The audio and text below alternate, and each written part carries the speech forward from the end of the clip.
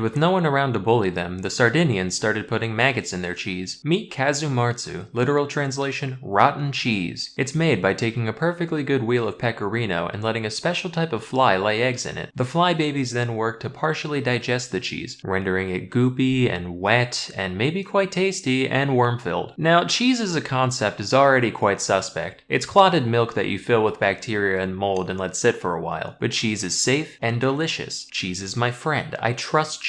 So my guard would be down around Casu Marzu. I've learned to look past a cheese's childhood. Strange upbringings are what give them their character. But it turns out, those maggots are still alive. And if you don't chew well enough, they can cause enteric myiasis, which is a fancy term for fly larvae living in your intestines. Symptoms are similar to food poisoning, except with the added psychic pain of knowing that, again, your bowels are full of squiggly new friends. It's for this reason that Casu Marzu is banned in the EU and elsewhere. A black market still exists, which is wild, and it's not a small one. In 2019, the illicit Casu Marzu trade was estimated to be worth 2 to 3 million euros annually. Personally, I would just do it prohibition style, like definitely don't put these fly eggs on this sumptuous wheel of pecorino. But if you do, you absolutely shouldn't keep it warm and damp for a week. But although it's traditional to leave the larvae alive when you eat your maggot cheese, some consumers still prefer them dead, shockingly. In that case, one puts the cheese in a sealed bag, and when the maggots run out of oxygen, they writhe around and fling themselves all over the place. This is heard as a distinct pitter-patter against the walls of the bag, and when the sound stops, the contents are ready to eat, like popcorn. Shark fin soup is one most of us have heard about already, mostly in reference to its effect on shark populations and the wastefulness that goes into making it. Until recently though, I never looked into the nature of the dish itself. I figured, right, the fins are just the only part of the shark worth eating. Big whoop, it's probably not much different from like swordfish. Apparently though, I had it backwards.